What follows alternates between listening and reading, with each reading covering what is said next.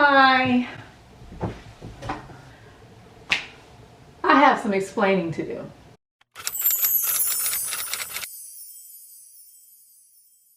So, where have I been? So, we're going to be talking about life update. I've been gone for a minute and it just seems like out of nowhere I just stopped posting. We're gonna talk about that. We're gonna address some things, and I want to address the big elephant in the room, which is the fact that I just went MIA. There are a few things that I definitely want to talk about. I want to talk about where I've been, what's going on, because life be lifing. And I also want to discuss like what are my plans for the rest of 2023. What is it that I plan on doing for my goals? I also want to just give you guys a little story time because I had to quit my job. Like, can you believe it? I had to quit my job. I also am going to discuss like what happened. I am also going to be talking about my plans as far as my healing journey, some things that I feel like now in this season of my life I need to definitely start on and kind of focus and prioritize. I also want to talk about what is it that I want to do since I've done this drastic career change. So yeah, I want to talk about that today. I'll definitely want to explain my absence, and I definitely want to sit here and give you guys, a little life update because you guys deserve it. Before I get started with the video, I want to go ahead and introduce myself for those that are new here. My name is Allie, and this channel is all about healing, self-development, self-growth, wellness, and all things pertaining to just being the best version of ourselves. I want to also use my personal life experience as a way to be an example for those who might not have close-knit people to be a good example for. I also want this channel to be about having a community where we can, talk about certain things that we went through with our life and discuss like how we did conquer that and just exchange different thought processes and different ideas. And so if that sounds good to you, subscribe to my channel and also continue watching this video because it's going to get good with this story time. I got a little tea. All right, so let's talk about the first life update that I want to say, which is that I quit my job. I had to leave that toxic environment. There are so many jobs out there that we know it's just a check. We all are not here to be there for permanently, and I get it. And then there are jobs that is truly a passion. This job was not one of those where it's a passion. This job was pretty much, I just needed some change. I needed to basically provide another means of income for my family. And at the same time, I don't want to be in a house all day being broke. So that job was really nice. I learned a lot. It was really good. I do want to first acknowledge that and put that out there, that the job itself, you make a good living. And at the end of the day, a job is a job. And so if you need a job, that's definitely what it is for. And I'm humble enough to also admit the fact that I am the person that needed the job, just like the person at the job needed me as an employee to trade my time for money so their business can grow and continue on. So I already understand how, it's really a two-way transactional type of exchange, and that, yes, I am in fact was grateful for that job. However, I am not going to not acknowledge the fact that that job was a hot mess. It was a really hot mess due to the fact of just drama, toxic co-workers, passive aggressiveness, lack of communication, and not to mention just overall the fact that this job is already stressful on its own with the type of job that it is, and we don't need to add more fuel to the fire by creating unwanted drama and stress. Not to mention that the actual managers and the actual supervisors were probably like a big majority in enabling a lot of these behaviors. It was just getting too much. It really was. It was getting too much. It was getting to the point where like I'm stressing out, I'm not eating. So, we're gonna talk about that. I wanna talk about why I quit my job and my plan on after, because at the end of the day, what's next? So now I quit my job, what am I supposed to do? Of course, I have a plan. So yeah, I'm going to talk about why I quit my job, give you guys a little story time, just a couple little drama things that happened, And not to mention some lessons. I want to also talk about some lessons that I learned from that job, because at the end of the day, I did get a lot of good, positive things from that job. Also, I moved, so big life update. I'm going to talk about the fact that I had to move, and not only me, but just my family. So there's the stresses of that. Then I'm going to talk about, of course, after that, my plans for 2023.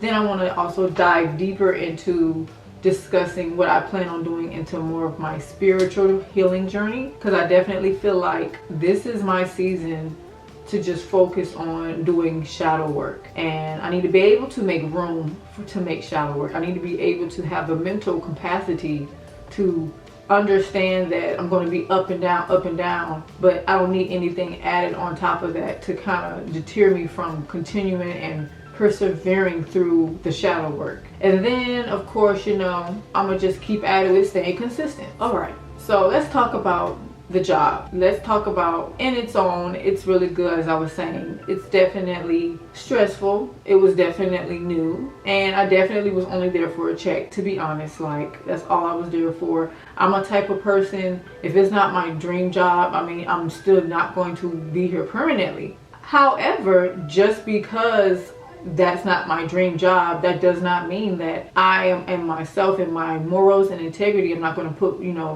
forth 100% effort. And so I still, at the end of the day, put effort into it, and I actually found the positive, and I took the time to focus on the benefits rather than what could be wrong as to why I'm working here, and kind of make it worse for myself every day experiencing working there. So that's like the number one thing. But I definitely am very grateful for the opportunity that I had, because I needed money. But I noticed some things about the job, which were that, number one, you were quick to hire me. Two, when I went to training, and typically with training, you're going to expect to be awkward, it's going to be boring, or it's just going to feel, you're going to feel nervous because it's the first couple of days. But there's no way that I should be in training, go through training from what I thought, because it was supposed to be a set number of weeks, and then come to find out later on I'm still in training, and I've been out of training. I've actually had a whole little meeting ceremony at work about graduating, because that's what they called it. They say, once you get done, you graduate, and then you move on and become an actual partner, which is where you start making your actual wage. And because of that, it's like very confusing right off the bat. I'm like, okay, well, I guess I'm still in training after 3 months of being here, but okay, I'm like, okay. After 3 months of being here, I'm like, okay, it's all good, it's all good, we're always learning. However, there were other red flags, which was there are coworkers there that took pride in making your everyday job just so miserable by very childlike mentality. Like, it's entertaining to nitpick and do things that bother people. Constantly feel like you're like sabotaging them in the way of not being able to let them do their work, because of the type of job that it is. Quality of your work required and dependent on both people. It can be very annoying and frustrating when you're like, per se, in the middle of your work, and then you have a partner that wants to come and chit chat all day. And don't get me wrong, we'll chit chat, but it's to the point where you can tell they're just trying to distract you. That was another red flag. That was okay, so now I see I have to place boundaries on people, because you don't take their job seriously and you think that this is a joke. And it's not, especially when your job is allowed to leave like reviews on things that you've done, like your work is performance based. I also want to mention that I noticed just the turnover rate was just so bad here, and it was like, am I gonna stay? Am I gonna be the one who be leaving? Then the way that they promote was kind of like funny. It's like, how you gonna hire me to be partner? And I get it, people like to promote within, but I've only been here for 4 months and you already want me as like, per se, leadership role where you're pretty much like your own team, you're going out, you're running everything. And it's like, especially when you ask a person and then they're not ready and they tell you, like the fact that y'all promote it so quickly and the fact that you just promote anybody when you need the person. You can do that for all of your low wage, low skill stuff, but when it was time for like needing someone, i.e. maybe office manager or a supervisor, you hire without, and then you hire somebody who can't even help somebody like us, who our performance is really like heavily based on the fact of our hours and just pay and all of that type of things. So it was a lot of red flags. It was definitely like some good times. Like I've actually met some people that I was like, oh, okay, you know, you cool. And some people I'm definitely going to miss that I feel like, you know, I'm glad I got to meet them. That was who I needed to be around in that season of my time. Just overall, it was a good experience because I allowed myself to think about all the positivity that came with the job. But just after a while, it just started going downhill. Now you got co-workers who are like going into it with each other, starting drama, just the girl cliques, and it's like you don't realize how quickly you can become a part of that when you're somebody who's just trying to like maintain an unbiased positioning with everything. Then of course it's the fact that some people were actually like legit doing stuff that were making people very uncomfortable with harassing, and we're getting away with it. And I don't know about you, but that don't make me feel good when I can tell somebody is uncomfortable, then you're still doing what you're doing because you know you won't get fired. After doing stuff and doing a lot of offenses, maybe like more than 5 times. Then there's just the overall fact that, you know, you have managers who are just like, they don't know how to communicate, purposely don't like for you to know your day so that way they can schedule you how they want to schedule you. It was a lot. Eventually it became very stressful, especially once you move up in leadership. And that just was not for me because I'm a type of person, I definitely am a perfectionist, and I definitely like to make sure that I come with good results. And it's frustrating when you want that, but then you have other people who don't care, but you have to then still kind of control them to a point, or at least try, because you know, we can't control anybody. But it's annoying how they try to make it seem like you need to basically make this person do good work.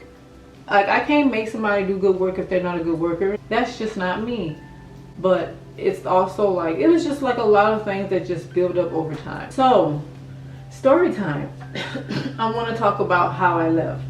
So this is pretty much something that nobody at that job I feel like really knows, because after a while, once I started realizing that it's more like really snakes and people who would take stuff to the grave, and they would do things and purposely manipulate and lie and then portray it and try to twist it like they not only are the good person, but they're the helper. They're trying to help people. But then in reality, when the little bit of themselves really come out, like the true version of themselves come out, now showing you who they are, and you are deciding to now not deal with them, now it's a problem. Now they're trying to smear campaign you, even after they already left. And it's like, once you started realizing that, and realizing then there are other people who will also make themselves look like they're the victim in the situation and always want to blame somebody else for why something happened and they had no control over it, when in reality they was just as guilty, they were just as part of the crime. They just don't want to deal with the repercussions afterward. Then you're negative, and then it's like, don't nobody have time for that. Like, don't nobody have time for that. We're here to work. We're here to try to have a good attitude. But you know, that can really take a toll on you when you're trying, and or if you're anything like me and you're still kind of like fragile and weak with your standing firm with who you are and who you want to be. And so I learned a lot of lessons. I learned a lot of how to really start a type of trend in the beginning, whether that's, I'm not going to gossip about stuff, people that's not around you, or just come up with rumors. I'm not going to entertain that from the beginning, instead of just trying to lightly stroke over it because you don't want to make them uncomfortable, but at the same time you don't want work to be uncomfortable or awkward. And it's like, no, I'm going to from now on start being okay with things being awkward and uncomfortable, because at the end of the day, the reason why people like that do that is so that way when it's time to be exposed, they have other people that they can bring with them to bring them down, with them. And it's like, I don't ever want to be put in that position again, because I truly would come from places of the heart. And don't get me wrong, stuff has happened to me as well, where like somebody literally was like trying to lie on me. Somebody literally was trying to like start drama with a racist text and just coming up with lies and always trying to find a reason. And you know, eventually, you know, you get to the point where now when you're angry, you're venting and you're saying stuff that you might regret later on. But that does not mean that overall that's who I am as a person. That's just me at my lowest toxic, like, mad self. Sorry, it was a fly.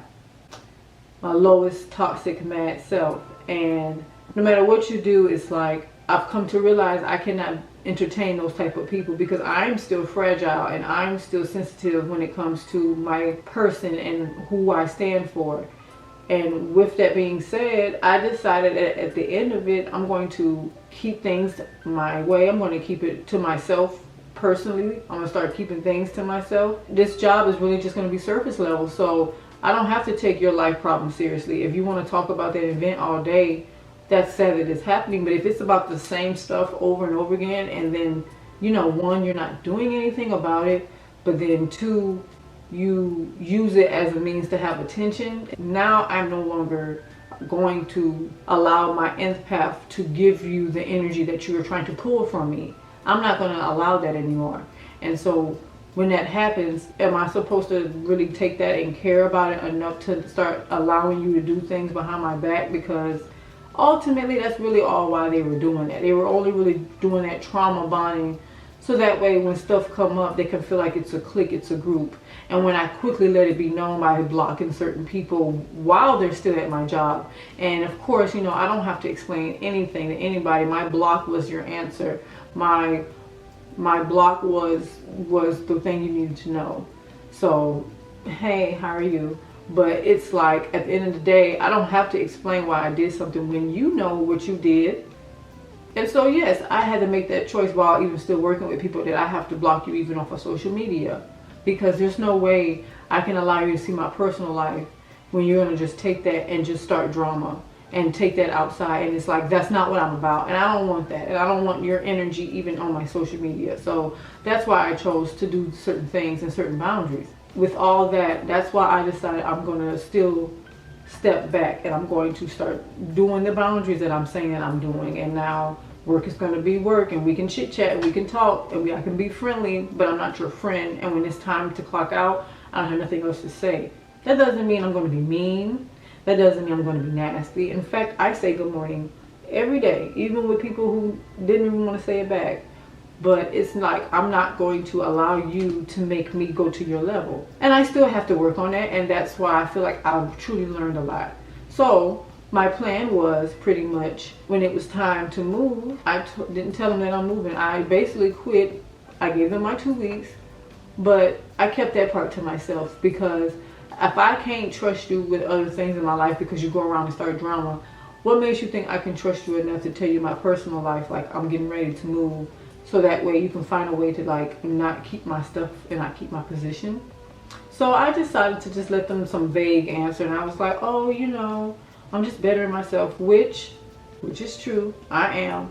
But it's like, I don't have to give you explanation as to where I'm leaving when all of this is happening, and you choose to not fire people, and you choose to let stuff go on, and you choose to work us to death where we don't have a lunch, and you worded it in a way where it was, we don't have a lunch.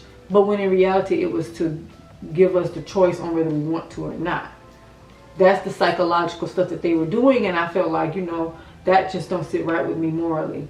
So with all that being said, I know that was pretty long. Pretty much, I left, and they have a whole other reason as to why I left, but they don't know the truth because I don't think they deserve it, and I don't want to give it to them because you're just a job. And at the end of the day, my whole theory was right because I did everything correctly. I gave you my 2 weeks. I still gave you integrity work the whole entire time. I wanted to leave on a positive note. I didn't want to leave on no drama. I didn't want to leave just quitting and not, you know, giving you your proper dues and having you preparing somebody else to replace me. But why is it that once I gave you my 2 weeks, now all of a sudden my hours are slowly going away? I'm not able to keep the same clients that I had who knew that they were going to see me before last time, and we had it set up like that for me to exit out that way. I wasn't able to see them, and it was like they were like, where were you? And it's like, that's why at the end of the day, this job, when I quit, I realized that's why I don't owe you an explanation as to why I'm leaving. And that's why I decided I don't owe anybody, even the co-workers, the real truth, because why should I tell you my personal life? You don't care. You shouldn't care, because I'm just a co-worker. But why do you care so much? Because why? You're drama filled. Some co-workers were drama filled there, and some co-workers pretty much still wanted to make themselves known. And it's like, I don't want to be a part of that. I don't want to be a part of a culture that enables that, that allows that, because the culture technically isn't about what you don't want. It's about what you allow to keep happening. But anyways, enough of that long rant. I just wanted to go ahead and bring that out there and pull that out, because a lot of that job kept me really mentally blocked from being able to have the creativity to give you guys YouTube videos. It gave me a mental block, and I couldn't create no more. And I feel like I was already building up the courage to start speaking on camera and start this journey, just for me to feel like I'm too mentally out of it to even want to record and just do things and do all the things I need to do that truly makes me happy outside of just work and being a mom and just all that. And it's like, it's not worth it. It's really not worth it at the end of the day when you are stressed out, you're not eating, you're constantly sick. Like, that ain't the vibe. So yeah, I decided that not only am I going to use this move as a means of change and growth and reflection, but it's time to quit the job and it's time to go. Now that all that's out the way, let's discuss my plans for 2023. So my plans for 2023 is to continue on with YouTube. I want to focus more on consistency, focus more on building my followers, and just overall getting better at YouTube. I want to focus more on staying consistent and just building more followers and just overall perfecting this skill, which is of course needed for YouTube, because I honestly am somebody who wants to work for themselves. I want to be an entrepreneur, and I've always wanted to be a YouTuber. So getting a little vulnerable here, I'm definitely going to take this more seriously. I want to be able to build a brand. I want to be able to have it to where not only do I make this a business, but this business can help me with other things in my life, where like I can have a more quality life, I can help other people, I can help my family, and I can feel like that I can be a career businesswoman and of course still be a mom and a wife, because at the end of the day, that's all I really want. That's really all I want. I want to be able to do that. I don't want to be able to work a 9 to 5 and go home and then feel like I'm choosing either or, and either way both of each is only getting like a half of me. I don't want that. Plus, I'm the type of person, you know, I like luxury, and I'm willing to work for myself and go grab it. So I feel like YouTube is definitely for me. So that's one of my plans, is to just focus on uploading and staying consistent.